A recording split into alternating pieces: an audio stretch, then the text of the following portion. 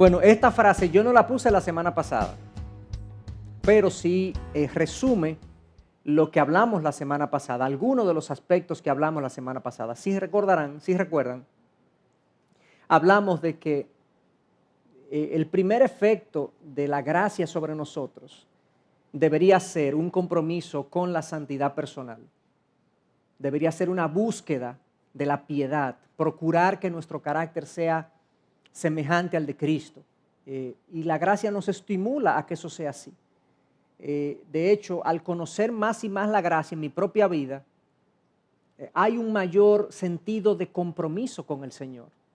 Hay un mayor asombro de lo que Dios ha hecho y por lo tanto un mayor deseo de honrar lo que Él ha hecho en Cristo. Y entonces, en ese sentido, Charles Spurgeon ponía o decía esto de la siguiente manera: seguramente ningún ser inteligente puede persuadirse realmente que la bondad de Dios es una razón para ofenderlo más que nunca. ¿Por qué él lo decía? Bueno, porque hay algunos que entienden que si uno predica la gracia, la gente se va a desviar. Que si uno dice que la salvación es segura, pues entonces no hay un estímulo para la santidad. Cuando realmente la Biblia nos dice que la gracia debería producir en nosotros un sentido de entrega y devoción por el amor recibido mayor que el que produce el miedo a perder la salvación. Entonces, no podemos pensar que el que se sabe receptor de la gracia de Dios, el que sabe que ha sido beneficiado con el favor de Dios, que tenga un estímulo a ofenderlo, a ofender a Dios, a aquel que lo ha salvado, a aquel que lo ha alcanzado por pura gracia. Y la Biblia entonces, hablando de esto, dice en Romanos 6:14, porque el pecado no tendrá dominio sobre vosotros, pues no estáis bajo la ley, sino que estáis bajo la gracia, y la gracia tiene más poder que la ley. La ley me decía lo que estaba mal, pero no me estimulaba y no producía en mí el poder para lograr la victoria. La gracia me capacita, la gracia me habilita para yo dominar y controlar el pecado que hay en mí. Por lo tanto, como no estamos bajo la ley, que me dice lo que está mal, pero no me da el poder, sino bajo la gracia, y ahora me da el poder para yo vencer el pecado, entonces no tendrá dominio sobre mí el pecado. Como dice Denny, no es el freno, sino la inspiración lo que libera del pecado. No el monte Sinaí, sino el monte Calvario el que nos hace santos. Esa cita refleja de manera analógica con el monte lo que está pasando. El monte Sinaí representa la ley. Ahí fue dada, las tablas de la ley fueron recibidas en el monte Sinaí. Ahí fue dada la ley, pero en el monte Calvario fue ofrecido Cristo por nosotros. Es la expresión máxima de gracia. Cuando uno ve el Calvario, ¿cómo no vamos a ser inspirados a obedecer a aquel que se entregó por nosotros en el Calvario? ¿Cómo no vamos a ser motivados a vivir para Él? Gracia no significa que tengamos permiso para hacer lo que nos plazca. Significa que tenemos el poder de hacer lo que agrada a Dios.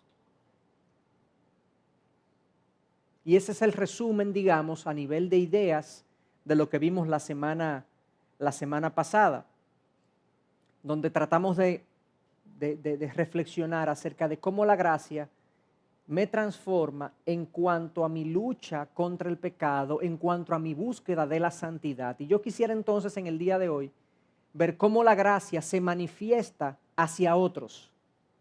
Cómo entonces no solamente hay un mayor compromiso en mi vida hacia la santidad, sino que hay un mayor compromiso en mi vida a reflejar la gracia que yo he recibido hacia los demás. Y yo he titulado el capítulo de hoy Atuendos de Gracia, y se van a dar cuenta por qué le ponemos esa palabra, usamos esa palabra de atuendos de la gracia. Los atuendos de la gracia. Atuendo significa ropa, significa pieza de ropa, es un atuendo, es algo que yo me coloco. No sé si ustedes han escuchado la expresión, esa ropa no te queda. Quizás se la han dicho a ustedes alguna vez. O ustedes lo han dicho a alguien, oye, quítate eso, que eso no te va. Hay gente que parece ser que no se lo dicen. Y entonces ellos andan así, con cosas que no le quedan, con colores que no le favorecen. Y entonces, en la vida cristiana hay una ropa que a nosotros no nos queda. ¿De dónde sale esa analogía? Bueno, Pablo en Colosenses 3 dice, hablando de esto, dice, no mintáis los unos a los otros, puesto que habéis desechado al viejo hombre con sus malos hábitos, y os habéis vestido del nuevo hombre, el cual se va renovando hacia un verdadero conocimiento conforme a la imagen de aquel que lo creó. ¿Se fijan cómo él está haciendo alusión a cosas que ya no me quedan?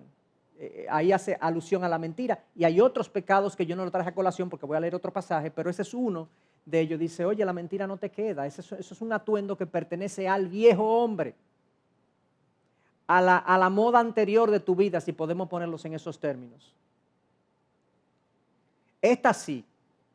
Esta ropa sí nos queda. Entonces, como escogidos de Dios, santos y amados, revestíos de tierna compasión. Es una ropa espiritual que yo me pongo, moral que yo me pongo. Revestíos de tierna compasión, bondad, humildad, mansedumbre y paciencia, soportándoos unos a otros y perdonándoos unos a otros, si alguno tiene queja contra otro. Como Cristo os perdonó, así también hacedlo vosotros. Y sobre todas estas cosas, vestíos de amor, que es el vínculo de la unidad. Y al final del 15, quise traer el mandato de y sed agradecidos. Se fijan que los atuendos de nuestro vestir ahora es diferente al atuendo que teníamos antes de venir a Cristo.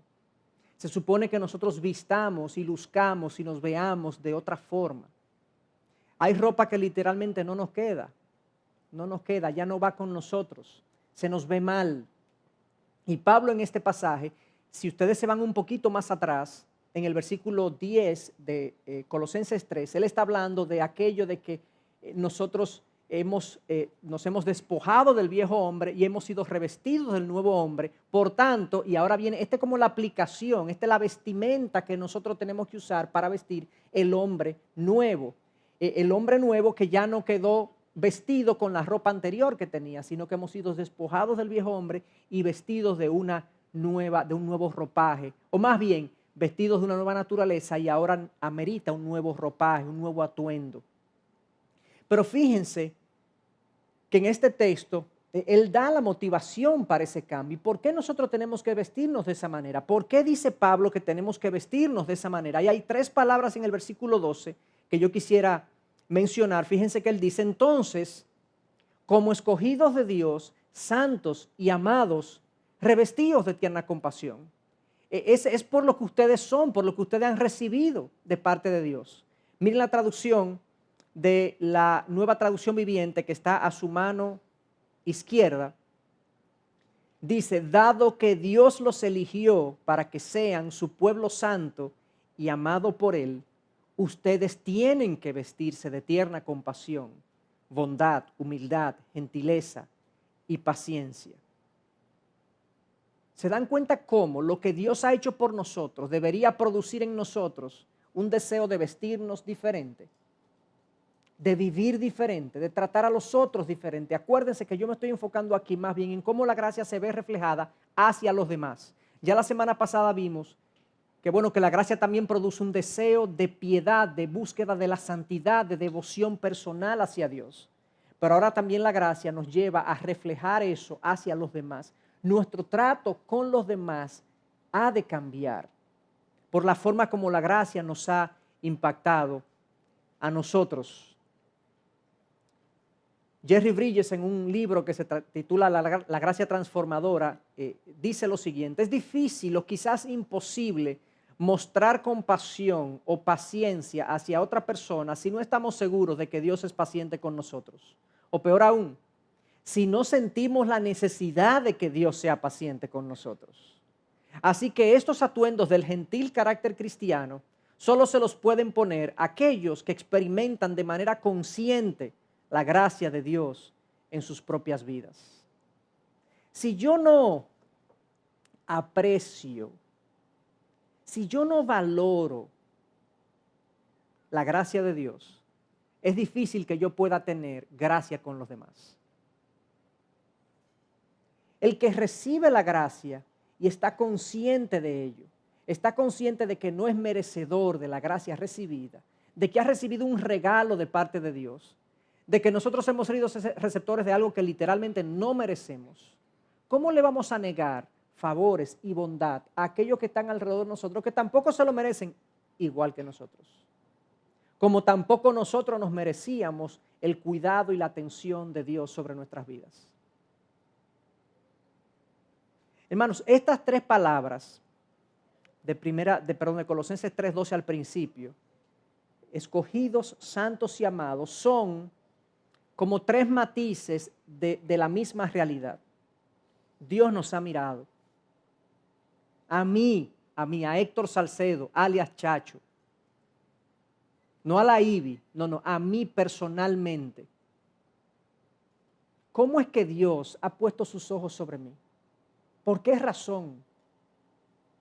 El salmista en el Salmo 8 mira las estrellas, ve lo extraordinario del universo y dice, ¿y qué es el hombre para que tengas de él memoria? Y lo hace en términos generales, genéricos, ¿qué es el hombre, el ser humano? Ahí el salmista se está refiriendo a la humanidad. Pero yéndonos más a lo específico, ¿qué soy yo?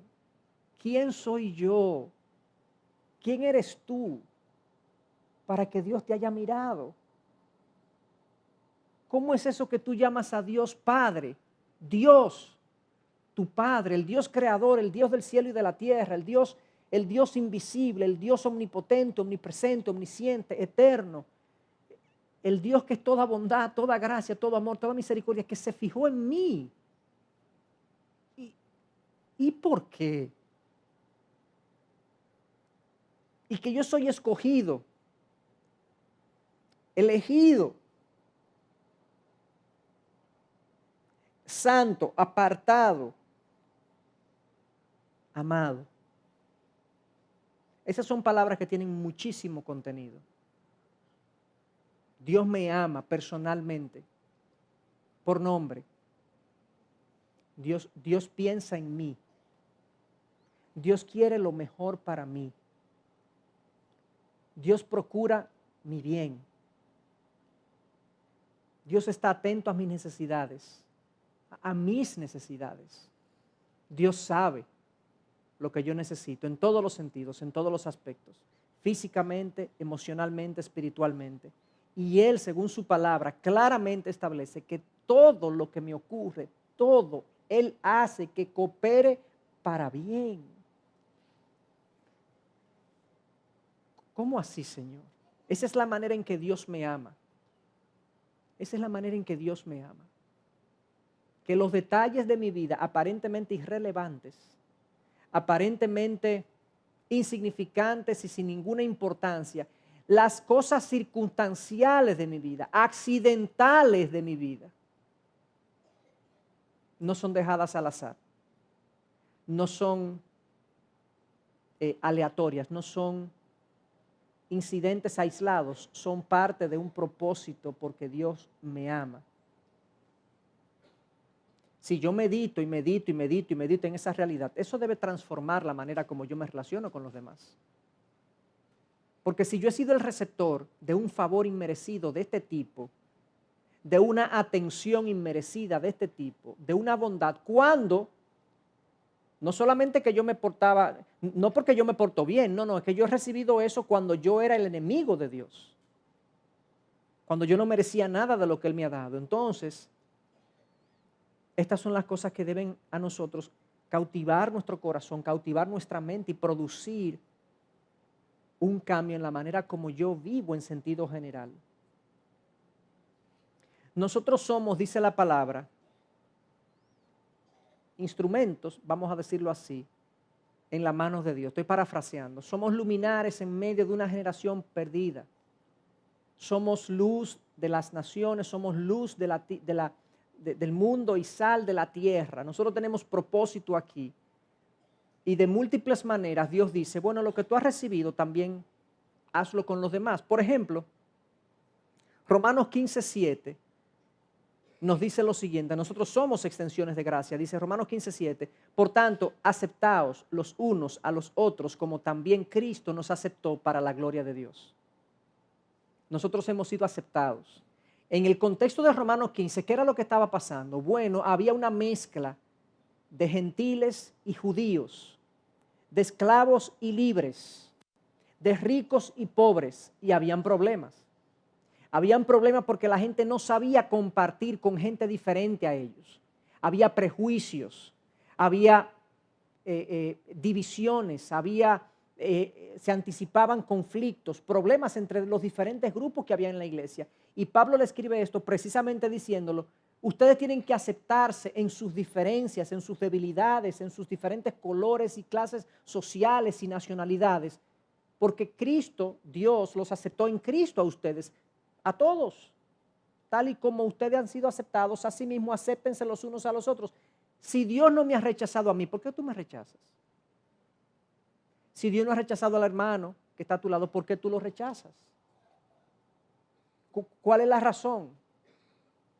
La razón es el color, la situación económica, la razón es su capacidad intelectual, la razón es que es un individuo irritante. Sí, eso ocurre a veces. Bueno, la mayoría de las veces, como tú también, eres irritante para mucha gente.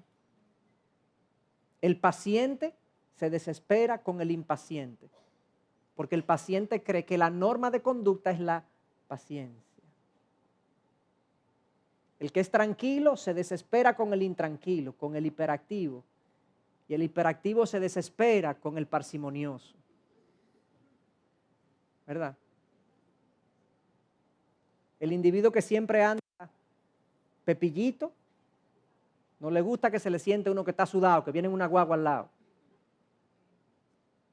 Esa es la vida, esa es la realidad. Por tanto, aceptados los unos a los otros como también Cristo nos aceptó. Nosotros somos extensiones de la gracia de Dios. Dios nos aceptó con gracia de manera indistinta. No solamente eso, Dios nos ha perdonado. Efesios 4:32 dice: sed más bien amables unos con otros, misericordiosos, perdonándoos unos a otros, así como también Dios os perdonó en Cristo. Vamos a ver eso más adelante. Voy a profundizar en esa idea del perdón y cómo nosotros estamos llamados a extender el perdón. Pero si Cristo te perdonó, ¿qué es lo que tú estás haciendo cuando no perdonas al otro? Si Dios te perdonó en Cristo. No solamente eso, sino que nosotros hemos recibido amor de parte de Dios. Amados, si Dios así nos amó, también nosotros debemos amarnos unos a otros. Eso está tan claro. Ustedes se fijan cómo mi actitud hacia el otro está determinado por la actitud de Dios hacia mí. Es como una norma. Trata a los demás como Dios te ha tratado a ti. ¿Cuántos problemas hubiesen sido evitados si esa fuera la norma de conducta de todos nosotros? Nuestra estándar de vida. Que yo voy a tratar al otro como Dios me ha tratado a mí, con la misma aceptación, con el mismo perdón, con el mismo amor que Dios me ha tratado a mí. La evidencia de si estamos viviendo por su gracia se encuentra en la forma en que tratamos a otras personas. Si nos vemos a nosotros mismos como pecadores y totalmente indignos de la compasión, paciencia y perdón de Dios, entonces desearemos ser bondadosos con los demás. Yo diría, entonces no será más fácil ser bondadoso con los demás. Esa es la razón por la que Pablo dice: ustedes, en vista de que han sido escogidos, santos y amados, vístanse de tierna compasión, y vamos a ver los atuendos de gracia que Pablo dice en el texto, que fue el texto que leímos hace un momentito. Entonces, como escogidos de Dios, santos y amados, porque ustedes han recibido esta gracia de una manera que no se merece, ninguno de ustedes se lo merece, de nosotros, revestidos de tierna compasión, bondad, humildad, mansedumbre y paciencia, soportándoos unos a otros y perdonándoos unos a otros, si alguno tiene queja contra otro, como Cristo os perdonó, así también hacedlo vosotros. Y sobre todas estas cosas vestidos de amor, que es el vínculo de la unidad, y sed agradecidos.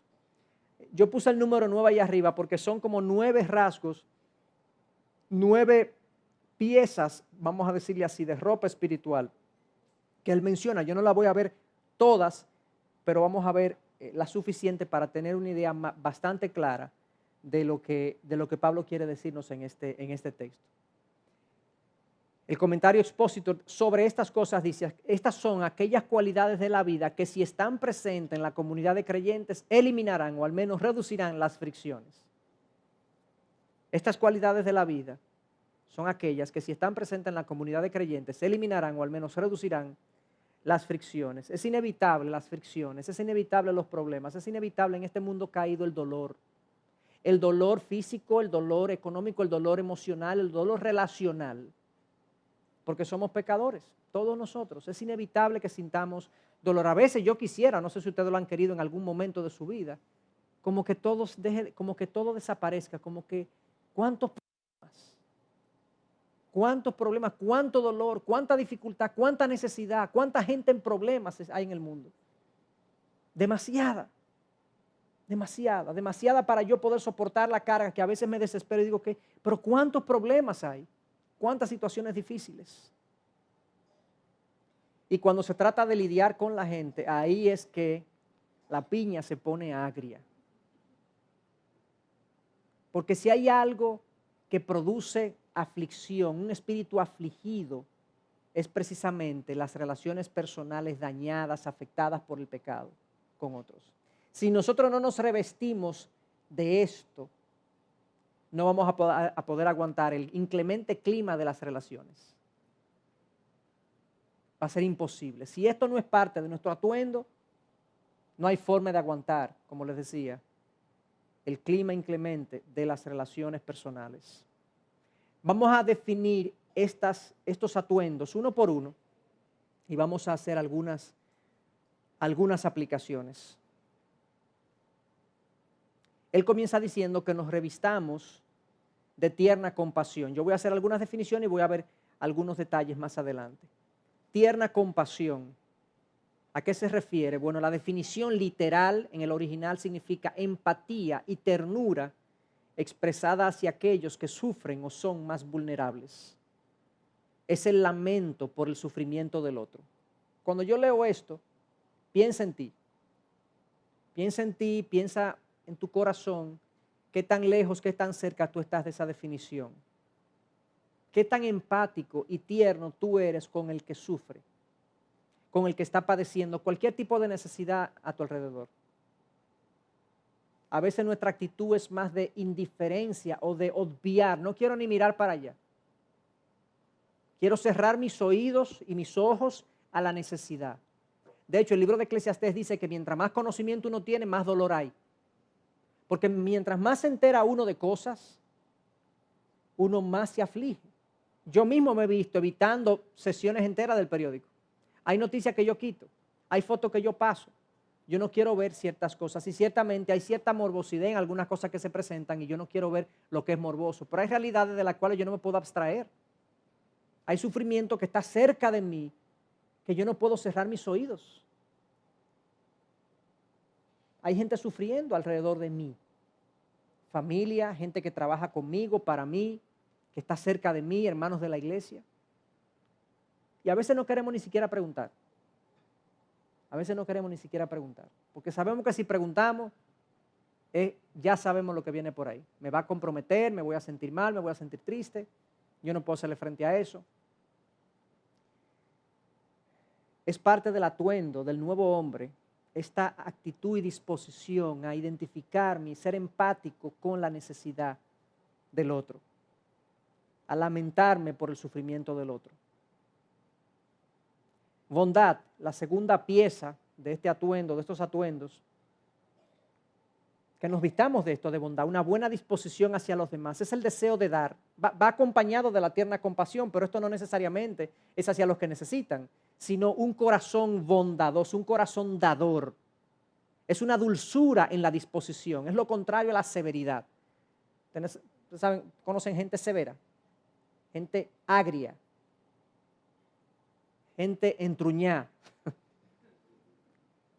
gente dura y que tiene su filosofía de vida, que entiende que si no es así, las cosas no le salen, que tienen que estar entruñados y tienen que tratar a los otros con severidad, con asperidad, con tosquedad, con dureza, para que la gente responda.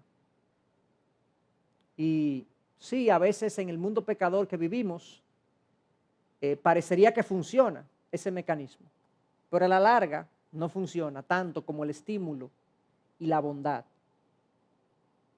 Dios escogió la bondad para atraer nuestros corazones.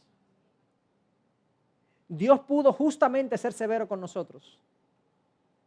Dios pudo justamente ser severo con nosotros. ¿Por qué? Porque nosotros merecíamos la severidad de Dios. Pero Él escogió la bondad y es la bondad de Dios que nos ha atraído al arrepentimiento, ¿o no? Es su gracia sobre nosotros. Esa buena disposición hacia los demás, ese deseo de dar, esa actitud de flexibilidad ante la vida y en el trato con los demás. Es lo que se visualiza en esta palabra bondad. Humildad lo veremos un poco más adelante, más en detalle.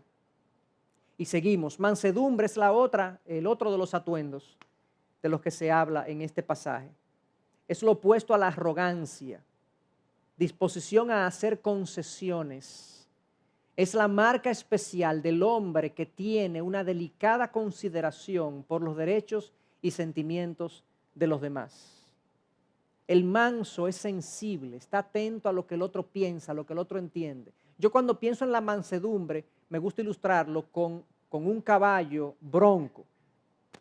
Y el caballo bronco, ¿qué es lo que pasa con el caballo bronco? El caballo que no está domado, se le pone una persona arriba y el caballo hace todo lo posible por deshacerse de esa persona. Ustedes lo han visto, ¿verdad? Que se retuerce, a veces hasta se cae de boca, se va de espalda, precisamente se hace daño a sí mismo, precisamente porque él no quiere eso que le están poniendo arriba.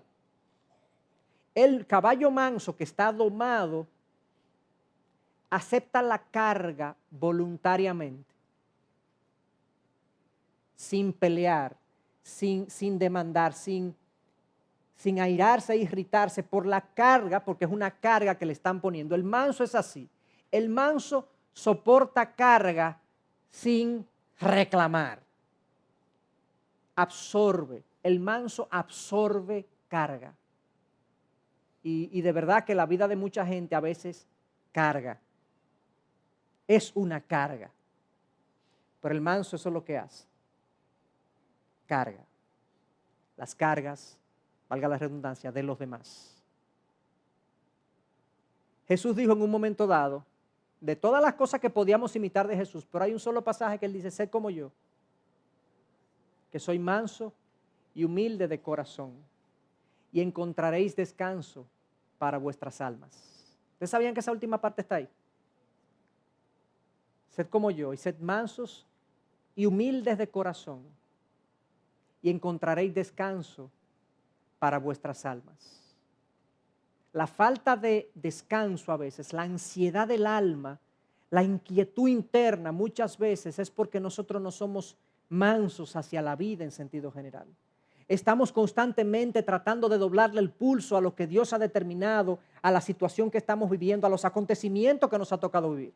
Estamos presionando para que las cosas no sigan así, cambien de rumbo porque no estoy de acuerdo, estoy airado, estoy irritado, ¿cómo va a ser? ¿Qué es lo que pasa? Yo no entiendo. Esa falta de mansedumbre hacia las cosas que Dios dispone en la vida, y no estoy hablando de los demás porque lo estuve aplicando a los demás, pero ahora hacia la vida, esa falta de mansedumbre de la voluntad de Dios para nosotros produce un sosiego en el alma que produce cansancio, agotamiento espiritual, emocional. Y por eso Cristo dice, sed como yo, manso y humilde. Y hay una relación entre la mansedumbre y la humildad. Fíjense que él dice, manso y humilde de corazón. La humildad es una disposición interna del corazón. La mansedumbre es la manifestación del humilde. El humilde se siente de cierta manera adentro y entonces, ¿cómo se manifiesta? Mansamente. O sea que la mansedumbre es la humildad reflejada. El que exige, pelea, reclama, que no es manso, ¿qué es lo que pasa? Orgullo en su corazón. Es el orgullo que se resiste. Es el orgullo que se opone a lo que le está pasando. Es el orgullo que demanda, que exige, que reclama. que se queja, es el orgullo que hace eso. Y eso se manifiesta en un corazón indomable, no manso. Y eso se manifiesta también y se siente a nivel del alma. Uno se cansa.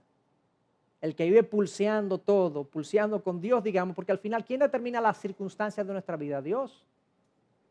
Se termina cansando. Entonces, ya paciencia y gratitud, yo quiero dejarlo para un poquito más adelante. Esos son los atuendos, algunos de los atuendos de nuestra vestidura. Dijimos tierna compasión, bondad, humildad, mansedumbre, paciencia y gratitud. Y yo voy a entrar en esos cuatro que vimos ahí, en esos tres, perdón, en humildad, en paciencia y en gratitud, vamos a entrar más en detalle. Comencemos con el tema de la humildad y para entender bien el concepto de humildad. Y primero, humildad hacia Dios y luego humildad hacia los demás. Primero tenemos que saber que no podemos confundir humildad con el autodesprecio que niega cualquier valor en nosotros. Hay gente que piensa que humildad es baja estima de su persona. Y eso no es la humildad bíblica. Eso es un problema de baja estima.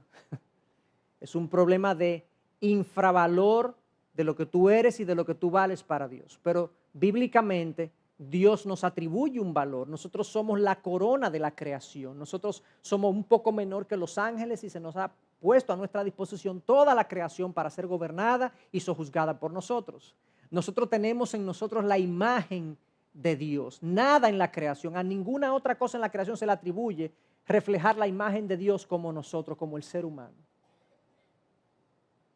Y en nuestras relaciones con otros somos también un reflejo de Dios, porque Dios es comunidad, Dios es trino, Dios es Padre, Hijo y Espíritu Santo. Y por eso es que Dios dice en un momento dado, no es bueno que el hombre esté solo y le hace una esposa, pero no solamente, no es bueno que el hombre esté solo, bueno, porque esté casado, no es bueno que el hombre esté solo en sentido general. El hombre está hecho para reflejar a Dios y si va a reflejar a Dios, el hombre que mejor refleja a Dios es un hombre que está relacionado íntimamente con otros, porque Dios se relaciona íntimamente con otros. Y el matrimonio es la más íntima de las relaciones. Entonces no confundamos el autodesprecio con la humildad. Eso no es humildad. La humildad bíblica es la conciencia de que lo bueno y valioso en nosotros es debido a la gracia de Dios. Eso es humildad. Que lo bueno y valioso en nosotros, que sí lo hay, es producto de la gracia de Dios en mí, porque Dios me ha mirado con favor, porque Dios ha tenido misericordia de mí. La humildad con Dios pone el crédito o el mérito donde corresponde. El mérito no es mío, no, hay un valor en mí, pero el mérito no es mío, el crédito no es mío. Pablo decía, por la gracia de Dios soy lo que soy. Soy un instrumento de la mano de Dios, de Dios entre ustedes, le decía a los corintios, pero es por la gracia de Dios que yo soy lo que soy. Él me ha hecho lo que soy. La humildad pone el crédito y el mérito. El orgullo encuentra en nosotros la razón de nuestras bendiciones. Vive por obras. ¿Ustedes entendieron eso?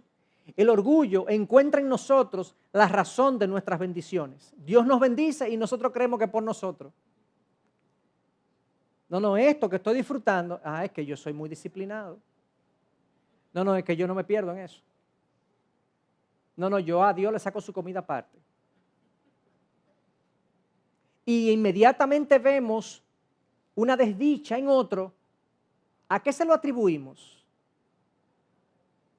Se lo atribuimos a una mala obra que hizo, a un pecado que cometió. Se portó mal, no, es que la gente, yo te digo.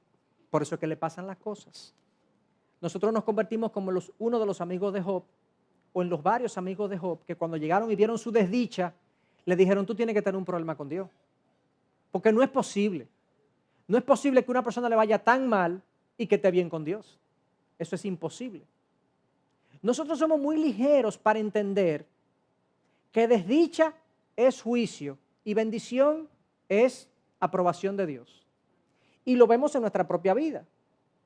Y cuando recibimos bendiciones, se las atribuimos a que nosotros somos bastante buenos. Y Dios nos está bendiciendo, fruto de nuestra piedad, de nuestra bondad, de nuestra disciplina, de nuestra actuación. O sea que nosotros estamos viviendo por obras realmente. Entendemos un evangelio por obras. Es por obras para que nosotros nos gloriemos. Y la Biblia dice, no es por obra para que nadie se gloríe. Entonces el orgullo encuentra en mí la razón de mi bendición. Pablo le dice en un momento dado a los corintios, ¿de qué te jactas? Como si no lo has recibido. Como si no has recibido todo. Todo lo que tenemos no puede llevarnos al orgullo, sino a la gratitud. Porque todo lo que recibimos bueno es fruto de la gracia de Dios. La humildad no ignora la obra, pero no se la atribuye. En Dios hay fruto, en Cristo hay fruto. Juan 15 dice, separados de mí nada podéis hacer, pero si estamos pegados a Cristo, ese mismo pasaje de Juan 15 dice, llevaréis mucho fruto. En esto glorificado mi Padre, en que llevéis mucho fruto. Y si estamos pegados a Cristo, llevaremos mucho fruto y seremos de bendición para nosotros y para otros. Pero será fruto de la gracia de Dios en nosotros. Y la humildad reconoce entonces que todo crédito y todo mérito por las buenas cosas que hay en nuestra vida vienen de la mano bondadosa de Dios, de nadie más. Yo no me lo gané, yo no lo obtuve, sino que Dios concedió. Ahora bien, eso no quiere decir que Dios no honre una buena acción y una buena obra. Dios la puede honrar, pero Él no está obligado a. Y por lo tanto, como Él no está obligado a, lo que Él nos concede es por gracia. ¿Me explico? Eso es lo que la humildad hacia Dios implica. Y eso conduce obviamente a una actitud de mansedumbre hacia la vida. Porque es que lo que recibimos viene de la mano bondadosa de mi Dios, lo bueno y de lo malo. Job dijo claramente, ¿recibiremos el bien de Dios y no el mal? Punto. Y en todo esto no pecó Job con sus palabras. No solamente se nos llama a tener humildad hacia Dios en este pasaje que nos revistamos de humildad hacia Dios, reconociendo que Él es el dador de toda la buena cosa que nosotros tenemos y que nosotros disfrutamos, sino humildad hacia otros. ¿Cómo se ve la humildad hacia otros? Bueno, no se ve superior a los demás en ningún sentido, sino otra vez un recipiente de la gracia de Dios. Yo recuerdo hace años, aquí había una ferretería cerca de aquí que se llamaba Mi Propio Esfuerzo, que ya es una filosofía de vida.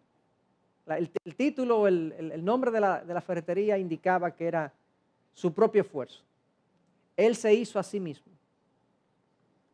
Sí, pero al final, imagínate que tú le atribuyes tu éxito a tu disciplina.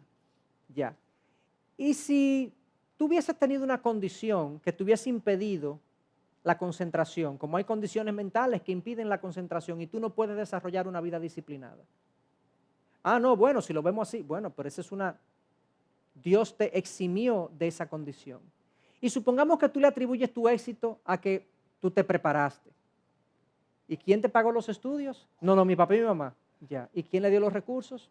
Bueno, al final Dios es el dueño de todo, dice la Biblia, por lo tanto los recursos para estudiar fueron producto de Dios.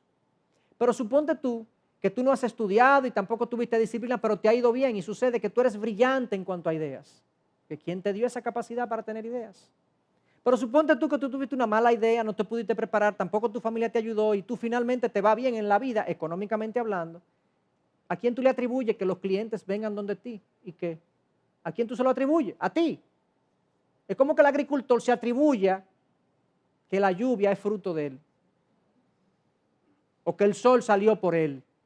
No, así como el agricultor, todas las actividades económicas dependen que Dios haga llover. Que haga llover clientes, que haga llover relaciones, que haya llover ideas, que haya llover. Literalmente la Biblia dice que Dios da capacidad a los hombres para generar riquezas. Y si Dios te da, tú tendrás. Si Dios no quiere que tú tengas, por más brillante y preparado y tú seas, no vas a tener. Dios es el dador. El humilde reconoce que Él es un recipiente de la gracia y por lo tanto yo no soy más que este, ni que aquel, ni que aquel. Si yo soy lo que soy es porque Dios me ha hecho así y me trato entonces con el otro al mismo nivel. Eso me libera para ver al otro igual que yo. Él es igual a mí, un ser humano creado a la imagen de Dios con valor eterno. La humildad toma aquello que produce orgullo en otros y lo transforma en motivo de gratitud. ¿Entendieron eso? La humildad toma aquello que produce orgullo en otros. Esto haría orgulloso a una persona, pero como nosotros tenemos una visión humilde de la vida, eso me transforma ese motivo en razón de gratitud para Dios. Eso lo hace la humildad. Y por último, la humildad sirve. La humildad sirve. Juan 13 nos habla, nos describe la increíble, yo diría, chocante escena de Jesús limpiándole los pies a sus discípulos. La mayoría de ustedes conocen la historia, no la voy a hacer en detalle, pero simplemente algunos detalles.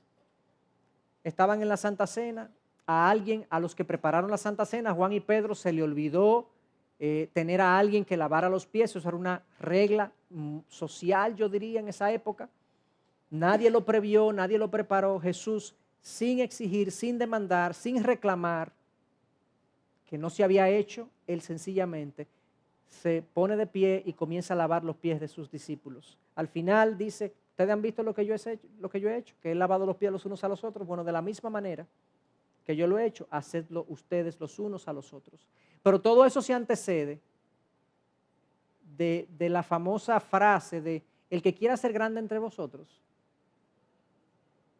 que sirva.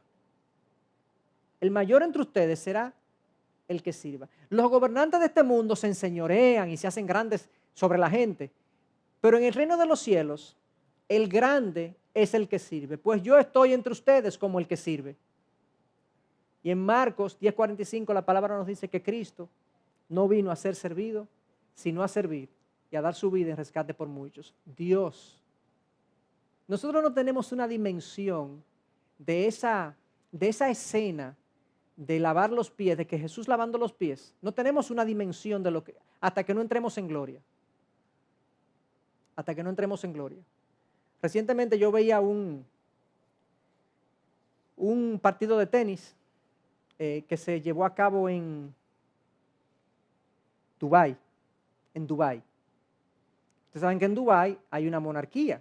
En Dubái hay reyes y hay un gobierno, pero es una monarquía. Hay un rey y hay príncipes y demás. Y los ministros tienen ese aire de monarcas. De hecho, quizás son parte de la nobleza, todo un tema jerárquico de reyes y de monarquía.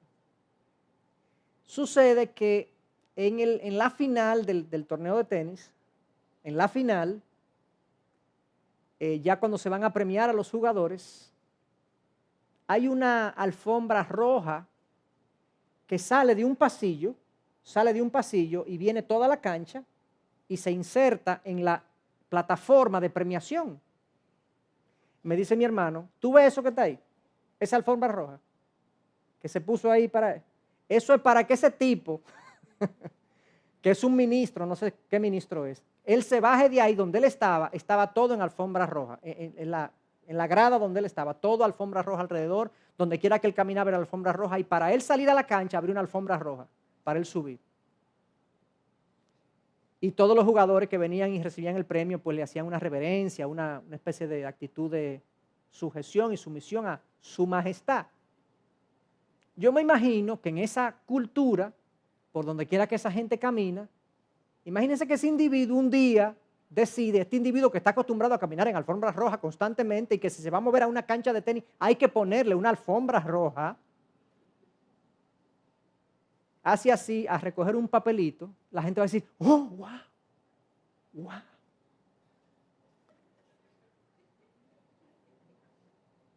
Porque uno está acostumbrado a verlo en esta dimensión de majestad, que cuando hace una tarea sencilla, pues sorprende. Bueno,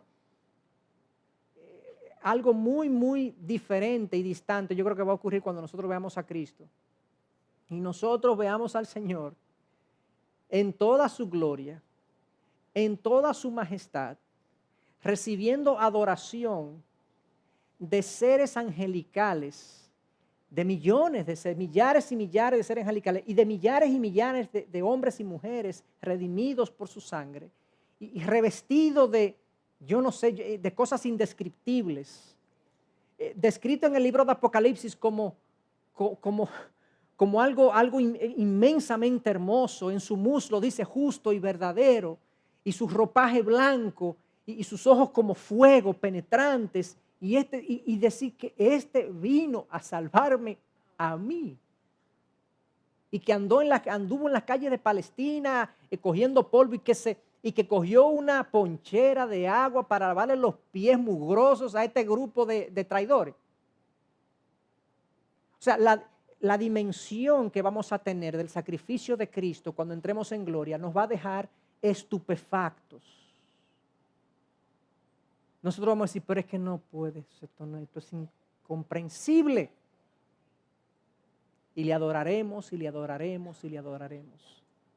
Bueno, la Biblia me permite adquirir un sabor cada vez mayor de lo magnífico del sacrificio de Cristo por mí, del amor de Dios por mí.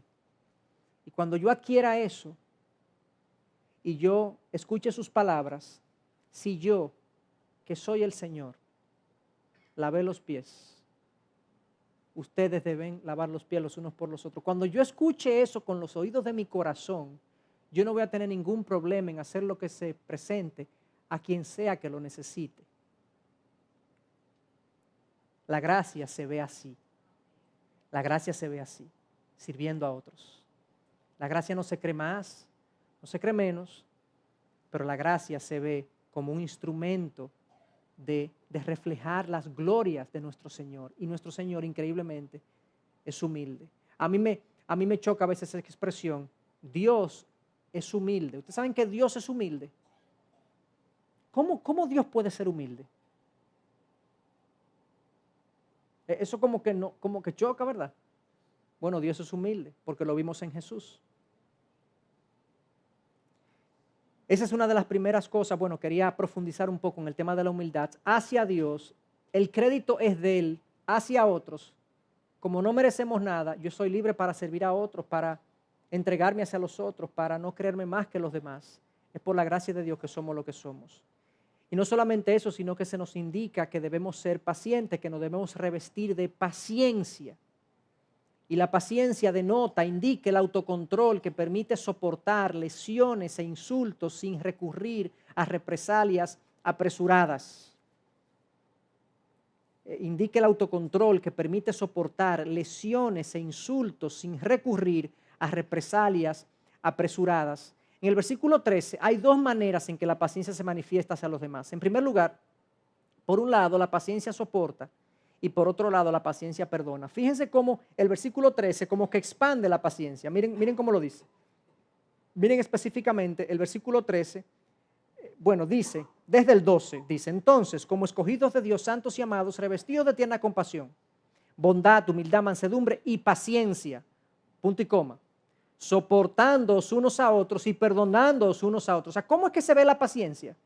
¿Qué es la paciencia de la que se nos está hablando? Bueno, la paciencia se va a ver de dos formas. Cuando ustedes se soporten y se perdonen. Esa es la aplicación de la paciencia en este pasaje. Soportándoos unos a otros y perdonándoos unos a otros. Si alguno tiene queja contra otro, como Cristo os perdonó, así también hacedlo vosotros. Veamos ese primer aspecto de la paciencia, del soportar. ¿Ustedes necesitan una explicación de la palabra de soportar a alguien?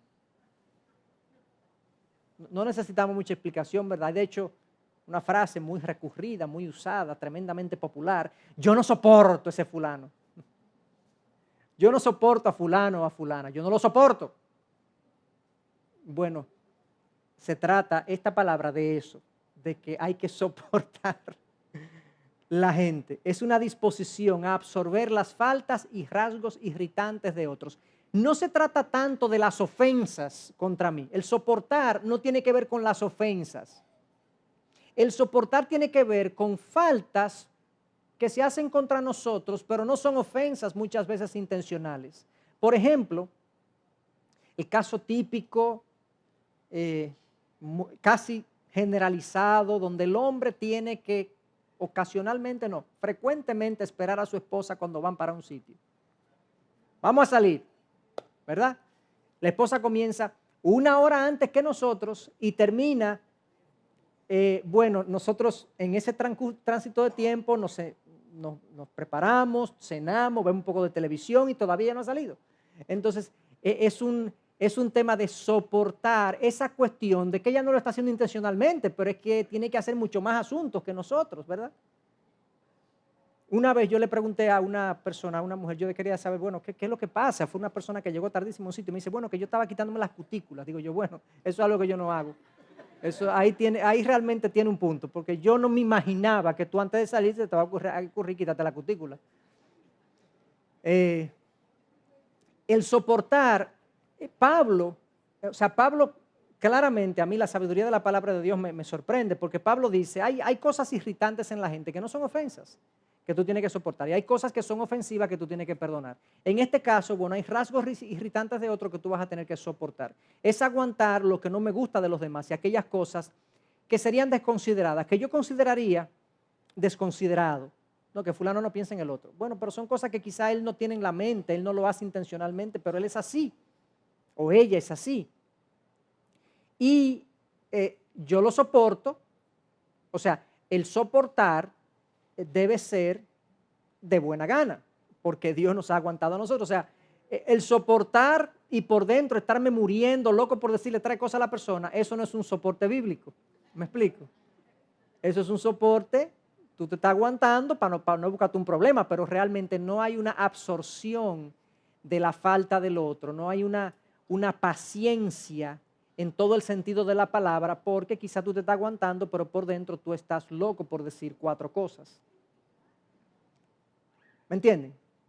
Eso es lo primero que Pablo nos dice ahí. Nosotros, Pablo dice, hay cosas, y lo avisa, hay cosas en la gente que nos van a irritar. Yo no le tengo que informar eso a ustedes, ¿verdad? Yo simplemente le estoy poniendo palabras a lo que es evidente. Hay cosas de la gente que nos van a irritar. Las cosas irritables de la gente que no son ofensas contra nosotros, tenemos que tener un rango de aguante, un margen para el soporte del otro. Pero Dios es paciente con nosotros por su gracia. Y en la medida en que vivamos conscientemente en su gracia, seremos pacientes con los demás. Sí, yo creo que Dios nos aguanta muchas cosas a nosotros. Muchas cosas, diariamente. Diariamente, constantemente. Nuestros pensamientos le dan más importancia a una cosa absolutamente trivial que a la voz de Dios, que a la palabra de Dios. ¿Cuántas veces nosotros todos los días desdeñamos lo que Dios tiene para nosotros en pro de ver una revista, de ver un programa de televisión, un disparate de programa de televisión o lo que sea, cuando Dios está ahí esperándonos para tener comunión con nosotros y nosotros no lo hacemos? Y yo no quiero crear culpa, sino que es la naturaleza humana. Nosotros vivimos constante falta con respecto a nuestros compromisos con Dios, con constante falta. Por eso es que Dios tiene que decir, no es por gracia, no es por obra para que nadie se gloríe, porque si es por obra nadie va a lograr nada. Entonces Dios nos soporta a nosotros, Dios ha sido paciente con nosotros. Bueno, ¿y cómo yo puedo soportar? Aquí hay quizás un detalle en este pasaje sobre soportar. Dice, yo pues prisionero del Señor os ruego que viváis de una manera digna de la vocación con que habéis sido llamados. ¿Cuál es la manera digna? ¿Cuál es la manera digna? Dice, con toda humildad y mansedumbre, ya leímos eso. Con paciencia, soportándoos unos a otros en amor, esforzándoos por preservar la unidad del Espíritu en el vínculo de la paz. O sea, va a ser difícil yo soportar a alguien si yo no lo amo. Va a ser muy difícil. Cuando alguien ama algo, lo soporta, ¿o no? Si yo amo algo, lo soporto. Yo lo veo mucho eso con los animales, las mascotas de las casas, los perros. Y a veces yo veo a la gente con esta entrega y esta devoción. Yo digo, bueno, porque aman su perro, lo aman. Yo no lo puedo entender, pero le aguantan cosas a esos perros que yo no, o sea, gente limpia y todo, y usted lo ve con su fundita recogiendo cosas. A veces con corbata puesta, recogiendo cosas en la mañana, para que no queden en la calle. ¿Y cómo es que aguantan? ¿Cómo es que aguantan eso? Y llegan a la casa y el perro se le sube arriba, le lambe un cachete y el babeo y el pelo en el sofá y dañan el mueble de madera y le comen los zapatos y la media la botan y la pelota la pinchan y uno dice, pero ¿y cómo es que este hombre no sale de ese bendito perro? ¿O no? ¿Cómo es que aguantan? Porque lo aman. Lo aman. Si hay algo adentro que los que están dispuestos a ir la milla extra por ese animal.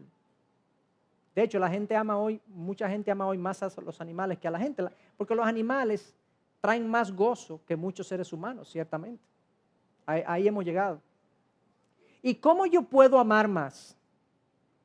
¿Cómo yo puedo? Bueno, ok, si yo soporto poco es porque yo tengo poco amor. Mi falta de paciencia es falta de amor.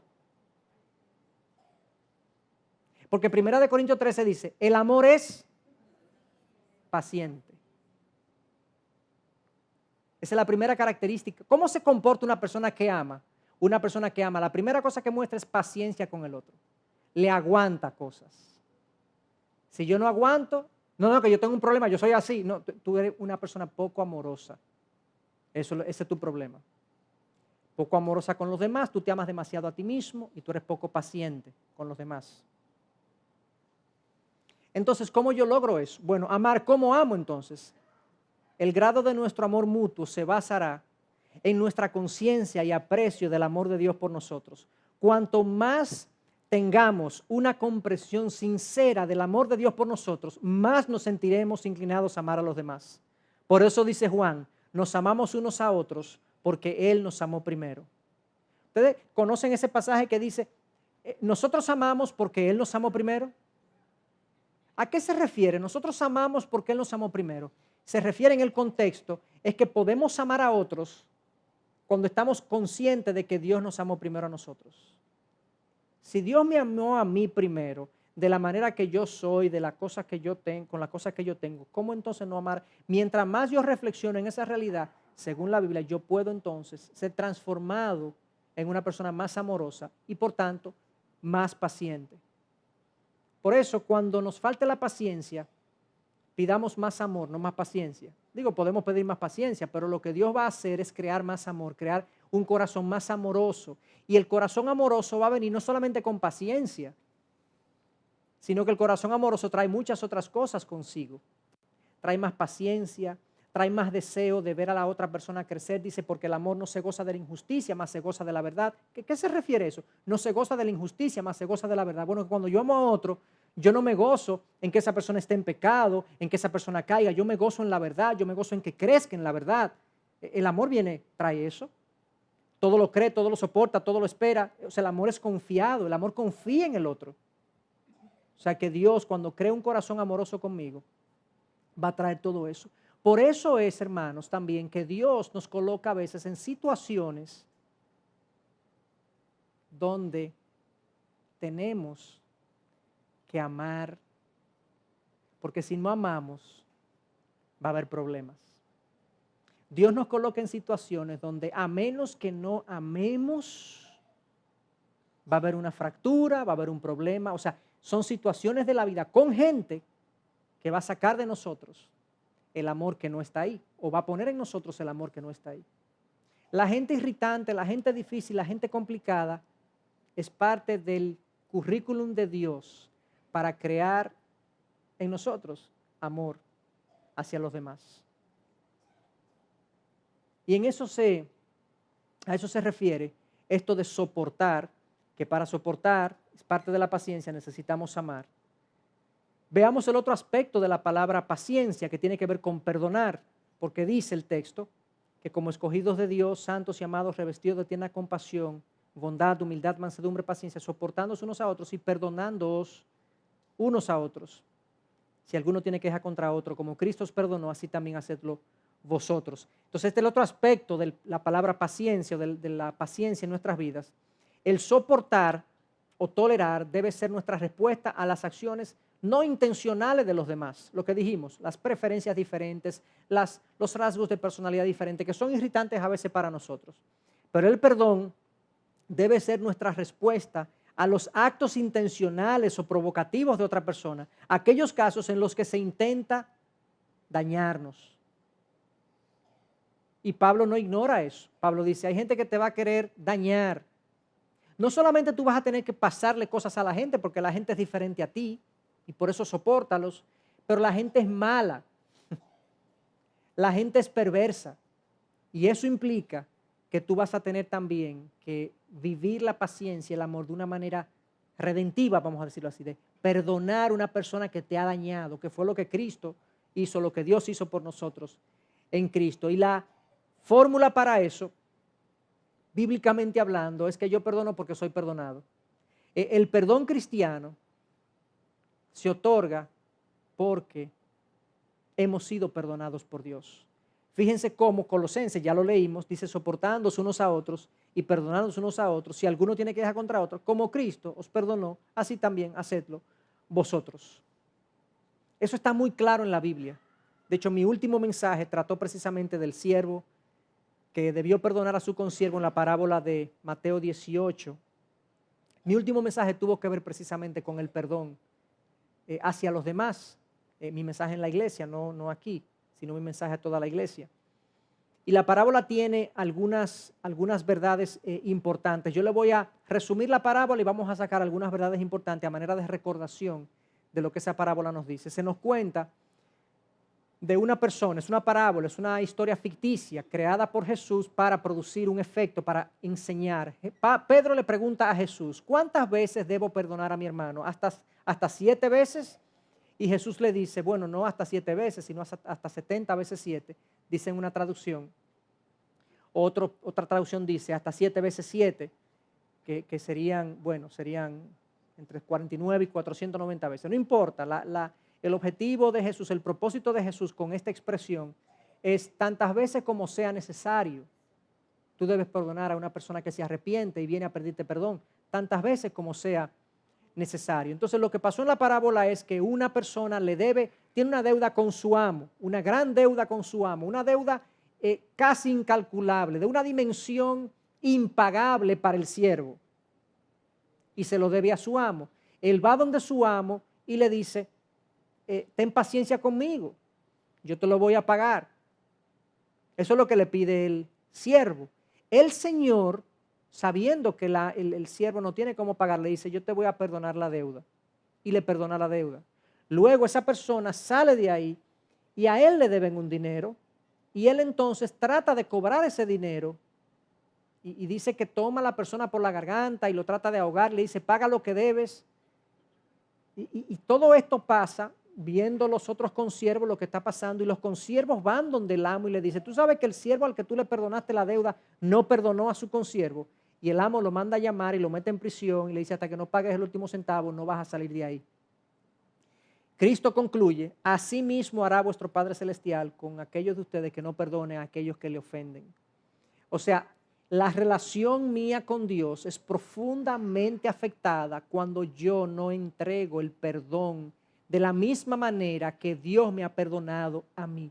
¿Cómo yo le pido a Dios, Señor, perdóname por esto o por aquello, perdona mis ofensas, que es una de las peticiones del Padre Nuestro, cuando yo no estoy dispuesto a perdonarles a otros sus ofensas contra mí? Es algo que no procede. Entonces las verdades que están contenidas en esta parábola es primero que le debemos a Dios mucho. Eso es lo que ilustra la parábola. En primer lugar, nuestra deuda con Dios siempre es mucho mayor que cualquier deuda que tienen contra ti. Siempre. Porque Dios es infinitamente santo y las más pequeñas faltas a nuestros ojos son profundamente pecaminosas para Dios. Nosotros le debemos a Dios mucho más de lo que nos deben a nosotros. A nosotros nos deben algo, alguna gente nos debe algo, nos han ofendido y tienen deuda con nosotros, pero nunca se equipara a la deuda que nosotros teníamos con Dios. Dios nos ha perdonado sin más ni menos. Eso ha sido lo que Dios ha hecho por nosotros. Dios nos ha perdonado. Por eso Pablo dice en Colosenses 3, si alguno tiene una queja contra otro, así como Cristo os perdonó, perdónense los unos a los otros. No hay razón, no hay motivo para retener el perdón a alguien que nos ha ofendido y que nos ha agredido. La persona no tiene necesariamente que pedirme perdón. El perdón es algo que yo hago conmigo, o sea, que yo hago en mi corazón y yo libero a esa persona de ese sentido de que tú me debes y de que tú me tienes que resarcir y restituir el daño provocado. Yo libero a esa persona. Yo entiendo que esa persona ya no tiene que pagarme nada. Ya lo que me hizo, Dios se verá con él. Dios juzgará esa acción, pero yo no tengo nada que reclamarle a esa persona. El perdón es algo que yo hago y yo, digamos, otorgo en mi corazón. Y claro, si la persona viene y me pide perdón, con más razón todavía, tengo que extenderle el perdón. A veces yo no siento eso. A veces yo no me siento emocionalmente listo para dejar ir a esa persona, dejar que esa persona no pague su falta, pero eso no me exime de mi responsabilidad de perdonar. La falta de perdón, según esa parábola, es pecado. Es injusto que yo retenga el perdón cuando Dios me ha liberado a mí si yo voy y le pido perdón. Y de esa manera entonces es que Pablo dice que nosotros tenemos que perdonar. No perdonar una deuda mucho menor es despreciable. Eso es parte de lo que la parábola dice. Es despreciable, por eso el siervo fue encarcelado. Pero no perdonamos porque también pensamos que podemos ganar nuestro perdón. En el caso de la parábola, el individuo que fue perdonado por su amo, fíjense que él dice, yo te lo voy a pagar. O sea, él no está consciente que él no le puede pagar a su amo, que es impagable la deuda que tiene. Y nosotros muchas veces pensamos que nosotros no estamos tan mal con Dios, entonces no nos sentimos profundamente perdonados. Nosotros sentimos que no somos tan malos y como nosotros no somos tan malos como este, que fue peor conmigo que lo que yo he sido con Dios, yo no tengo la misma motivación a perdonar. Pero realmente si lo ponemos en perspectiva, si nosotros hemos sido con Dios, peor que lo que ese individuo ha sido hacia nosotros. Y si nosotros tenemos en perspectiva clara, si yo he sido peor hacia Dios que lo que ese individuo fue hacia mí, yo no tendré problema en otorgarle el perdón a ese individuo. ¿Eso es fácil? No, no necesariamente es fácil. Hay ofensas muy profundas. Hay ofensas que se prolongaron por mucho tiempo. Hay ofensas que son difíciles de perdonar, como la que yo he cometido contra Dios. Eso es entonces vivir por obras y no por gracia. Cuando yo retengo el perdón, yo vivo por obras porque yo pienso que el otro me tiene que pagar. ¿Cómo yo puedo pagarle a Dios? Y eso no es así. La evidencia, ya yo leí esto, pero de si estamos viviendo por su gracia se encuentra en la forma en que tratamos a otras personas. Si nos vemos a nosotros mismos como pecadores y totalmente indignos de la compasión, paciencia y perdón de Dios, entonces desearemos ser bondadosos con los demás. Y por último, como una especie de cherry, vamos a decirlo así, de toque final, de punto o broche de oro, Colosenses 3:15, Pablo le dice, sed agradecidos. Pablo dice esto muchas veces en sus cartas, que demos gracias a Dios en todo, por todo, en todo tiempo. Pablo era un hombre profundamente agradecido y es que la gratitud es la respuesta natural al pensar en la gracia recibida. Un corazón que no se siente agradecido es precisamente un corazón que no siente que ha sido favorecido. La gratitud es por definición valorar un favor recibido. Eso es la gratitud. Valorar un favor recibido. Si yo he recibido un favor de parte de Dios, ¿cuál debería ser mi actitud hacia la vida? Una de gratitud. Pero ¿qué es lo principal que nosotros hemos recibido de parte de Dios? ¿Qué es lo más importante que hemos recibido de parte de Dios? La vida eterna. La salvación, eso es lo más importante. ¿De qué vale, dice la palabra, ganar el mundo y perder el alma? En Marcos 8, 36 y 37, literalmente Jesús, en una parábola también muy conocida del rico insensato que hizo graneros nuevos y demás, y al final de haber hecho todo lo que hizo y haber acumulado riquezas, Jesús en la parábola dice, necio, esta noche vendrán a reclamar el alma. ¿Y para quién será lo que has hecho, lo que has acumulado? ¿De qué le vale al hombre ganar el mundo y perder el alma? Ustedes saben que esa parábola pone en perspectiva lo que este mundo nos ofrece versus lo que Dios nos ofrece. Porque al final, si tú y yo nos ganamos el mundo y perdemos el alma, la eternidad está por delante. Y viceversa.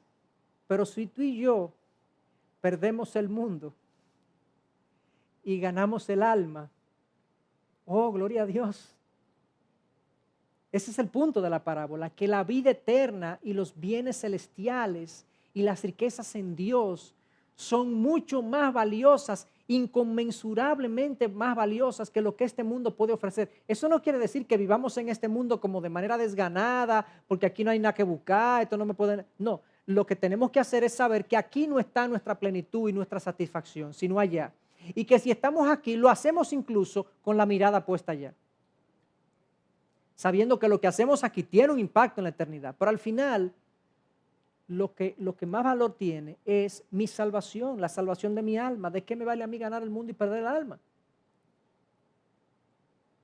Es así de valiosa para nosotros la vida eterna. Es así. Si nosotros pensáramos en que tenemos la vida eterna asegurada por la gracia de Dios, o sea, si lo pensara a cada segundo de mi vida, si estuviera consciente de esa realidad, eso debería movernos al gozo y al entusiasmo diario. No importa lo que venga. Y yo sé que, claro, es más fácil decirlo cuando uno no tiene problemas, pero ojalá ese pensamiento predomine en mi mente, aun cuando yo tenga problemas y vicisitudes y dificultades. Entonces, obviamente, gracias Señor por la vida eterna. Gracias por mi crecimiento espiritual.